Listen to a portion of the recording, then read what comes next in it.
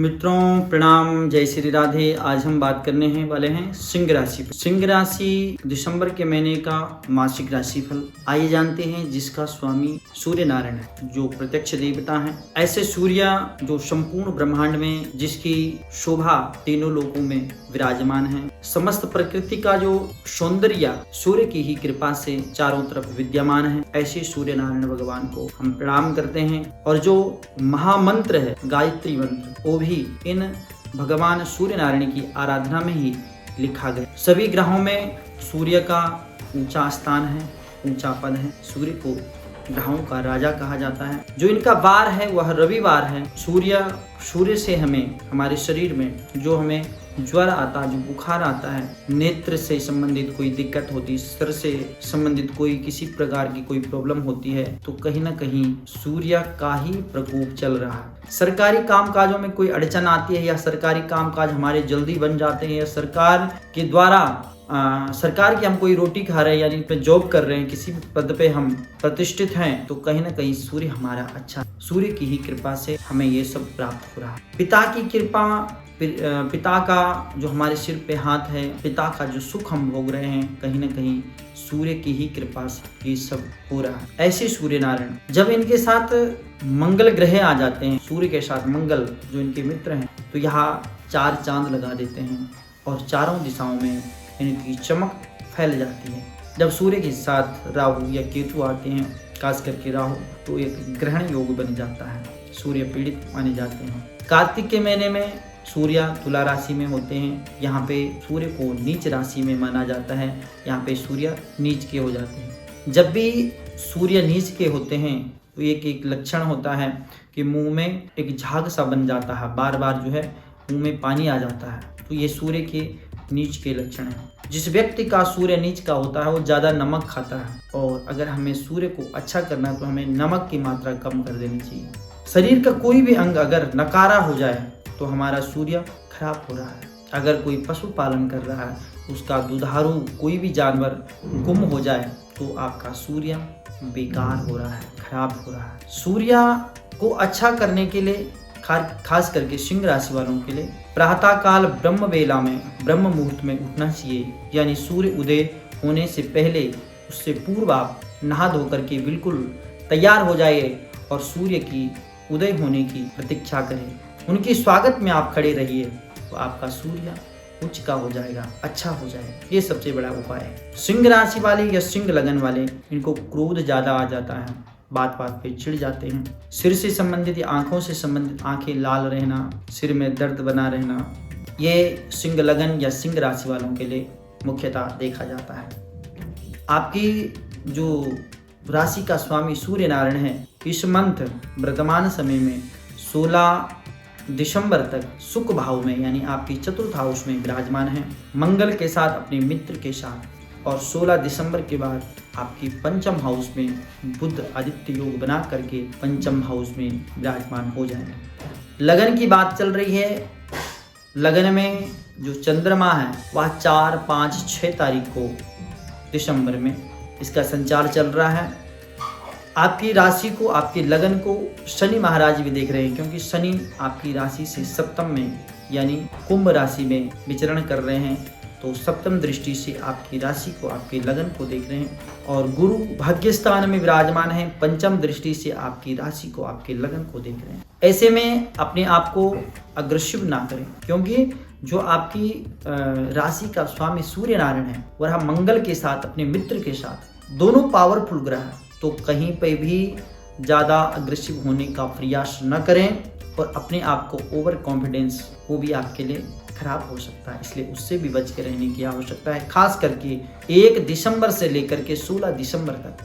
अगर हम धनु हाउस की बात करें, धनेश की बात करें, तो धनेश बुध है और बुध पंचम में विचरण कर रहे हैं। धन भाव में केतु का संचार चल रहा है, अष्टम में राहु है, जो कि राहु की भी दृष्टि आपके धन भाव में चल रही है। कुटुंब की हाउस, वाणी का हाउस, परिवार का हाउस। ऐसे में जैसे हम बताते हैं कि अचानक कोई भी लाभ हानि के योग बना देते हैं। अचानक लाभ तो देते ही हैं, वो तो हमारे लिए फायदा कारक हो जाता है, लेकिन अचानक हानि के भी योग बन जाते हैं। तो हमें कोई भी कदम उठाना है तो उसमें बड़ी सोच समझ करके, खास करके जब तक ये राहु और केतु का एक संचार चल रहा है, आपकी धन भाव में है, ऐसी स्थिति में आप लॉटरी इत्यादि अगर कोई टिकट देते हैं तो यहाँ पे आपके चांसेस बन सकते हैं। लेकिन ऐसा नहीं कि आप एक नियम ही बना लो। कभी कभार इन 18 महीनों की अवधि में बीच में आप 1-2 बार ले सकते हैं, अपना भाग्य आजमा सकते हैं। लेकिन सतर्कता यहाँ पे भी रखनी होगी कि अचानक हानि के योग न बनाएं, उसमें आपको सतर्क रहना पड़ेगा। हर क्षेत्र में, कार्य क्षेत्र में, स्वास्थ्य की दृष्टि से भी, परिवार की दृष्टि से भी किसी प्रकार का कोई नुकसान न हो। अगर हम पराक्रम हाउस की बात करते हैं, पराक्रमेश की, तो पराक्रमेश पराक्रम हाउस में ही है और भाग्य स्थान से गुरु भी आपके पराक्रम स्थान को देख रहे हैं। यहाँ पे कामकाज के क्षेत्र में ठीक ठाक स्थिति बन रखी है। लेकिन भाई और मित्रों के साथ अगर कोई आप कार्य करना चाहते हैं तो वर्तमान स्थिति में दोनों ही, एक तो देव गुरु हैं जो भाग्य स्थान से देख रहे हैं और दैत्य गुरु आपके पराक्रम हाउस में बैठे हैं। दोनों ही गुरु हैं और एक दूसरे को देख रहे हैं। जब भी आप अपने मित्र, सगे संबंधियों के साथ कोई ऐसा कार्य करना चाहते हैं कि जो लॉन्ग टाइम चले, अभी तो वर्तमान स्थिति ठीक है, लेकिन आगे चल करके उस व्यक्ति के बारे में, वो आपका मित्र है तभी तक ठीक है। अगर आप उसके साथ एक व्यापार बढ़ाना चाहते हैं, उसकी पूरी जानकारी लीजिए और फिर आप उसमें आगे बढ़िए तो आपके लिए अच्छा रहेगा। अगर हम चतुर्थ हाउस की बात करते हैं, सुकेश की, सुकेश का भाव में ही होना मंगल का, साथ में सूर्य नारायण विराजमान है, तो यहाँ पे आपको अपने स्वास्थ्य का ध्यान रखने की आवश्यकता होगी। शनि की भी दृष्टि रहेगी, यानी पिता पे पुत्र की दृष्टि है। 10वीं दृष्टि से शनि महाराज देख रहे हैं चतुर्थ हाउस को। हृदय संबंधी जो रोगी हैं उनको अपना ध्यान रखने की आवश्यकता है, खास करके भूमि संबंधी कार्यों में तो अच्छा है। और कोई अगर मेडिकल क्षेत्र में कार्यरत है तो भी उनके लिए यह समय अच्छा माना जाएगा। टेक्निकल संबंधी कोई कार्य करते हैं उनके लिए भी यह समय अच्छा उत्तम माना जाएगा। अगर हम पंचम हाउस की बात करते हैं, पंचमेश गुरु भाग्य स्थान में विचरण कर रहे हैं और पंचम हाउस में बुध विचरण कर रहे हैं। 16 दिसंबर के बाद यहाँ पे सूर्य भी आ जाएंगे। गुरु आपके पंचम हाउस को देख रहे हैं 9वीं दृष्टि से। बृहस्पति का पंचम हाउस में देखना जो कि ज्ञान के भंडार है, और बुध बुद्धि के दाता स्वयं आपके पंचम हाउस में है, तो कहीं ना कहीं जो विद्यार्थी वर्ग है उनके लिए एक अच्छा संकेत है। और एजुकेशन के क्षेत्र में तो प्रगति का योग है ही, और जो माताएं संतान पक्ष की ओर भी अग्रसर हैं उनके लिए भी यह अच्छा समय माना जाएगा। भले 16 दिसंबर के बाद आपको यात्रा टाल देनी चाहिए, यात्रा ना करें तो आपके लिए अच्छा रहेगा। स्टॉक मार्केट इत्यादि संबंधियों में भी अच्छा धन वृद्धि के योग बताए जा सकते हैं। अगर हम षष्ठम हाउस की बात करते हैं तो जो षष्ठेश शनि है वह सप्तम हाउस में सप्तमेश होकर के सप्तम हाउस में ही विराजमान है। ऐसी स्थिति में फाइनेंस का जो वर्डन है वह कम होने की संभावना है, शत्रु पक्ष हावी नहीं है। अगर हम सप्तमेश की बात करें, सप्तमेश का सप्तम में ही और मंगल की भी यहाँ पे चतुर्थ दृष्टि आपके सप्तम हाउस में रहेगी। गृहस्थ पक्ष में छोटी मोटी परेशानी के योग बन रहे हैं, लेकिन बिजनेस पक्ष में साथ ही साथ में थोड़ा सा आपको नेगेटिविटी जो आपने बना रखी है उसको त्यागना होगा और आगे बढ़ना होगा। तो आपके गृहस्थ पक्ष भी और बिजनेस पक्ष दोनों ही आपसे संभल सकते हैं और दोनों में ही आपका अच्छी प्रगति कर सकते हैं, समन्वय बिठा सकते हैं। अगर हम अष्टम हाउस की बात करते हैं तो अष्टमेश का भाग्य स्थान में होना और अष्टम में राहु का होना, धन भाव से केतु की दृष्टि, यह कहीं ना कहीं जैसे हमने कहा कि अचानक लाभ अचानक हानि के योग बनाते हैं, तो अपने स्वास्थ्य का ध्यान रखने की आपको आवश्यकता है। यहाँ पे विदेश संबंधी जो कार्य हैं उसमें किसी भी प्रकार की कोई रुकावट नहीं है। स्वास्थ्य का ध्यान रखने की आवश्यकता है। वाहन इत्यादि आप चलाते हैं तो आपको खास ख्याल रखना चाहिए, पेट संबंधी विकार बढ़ सकते हैं। अगर 9वें स्थान की बात करें, भाग्य स्थान की बात करते हैं, तो भाग्येश मंगल है जो कि चतुर्थेश होकर के चतुर्थ हाउस में बैठे हैं सूर्य के साथ में, और भाग्य स्थान में शुक्र की दृष्टि है। भाग्य स्थान में बृहस्पति महाराज विराजमान है।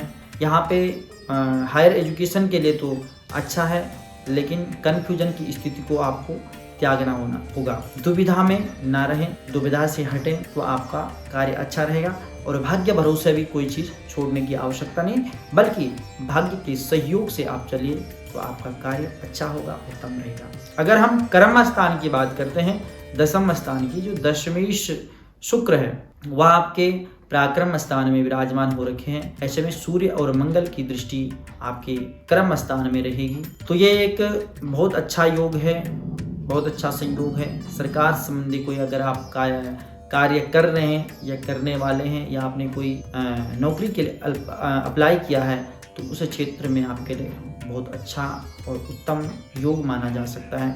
इस समय आप किसी भी परीक्षा को दे रहे हैं, पुलिस या आर्मी से संबंधित, उस क्षेत्र के लिए भी अच्छा रहेगा। अगर हम लाभ भाव की बात करते हैं, लाभेश बुध जो है आपके पंचम हाउस में बैठे हैं, ये भी एक अच्छा योग मान सकते हैं। और 16 दिसंबर के बाद सूर्य भी यहाँ पे पंचम में आ जाएंगे, तो सूर्य की भी 16 दिसंबर के बाद दृष्टि रहेगी आपके लाभ स्थान में। एक धन वृद्धि के योग हैं, धनागमन की स्थिति पूर्ण रूप से अच्छी है, और संतान पक्ष से भी कोई आपको गुड न्यूज यानी अच्छी न्यूज, खुशखबरी मिल सकती है।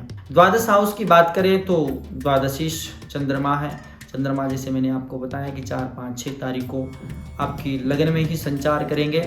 यहाँ पे किसी की दृष्टि नहीं है, लेकिन खर्चों की अधिकता यहाँ पे बढ़ी रहेगी।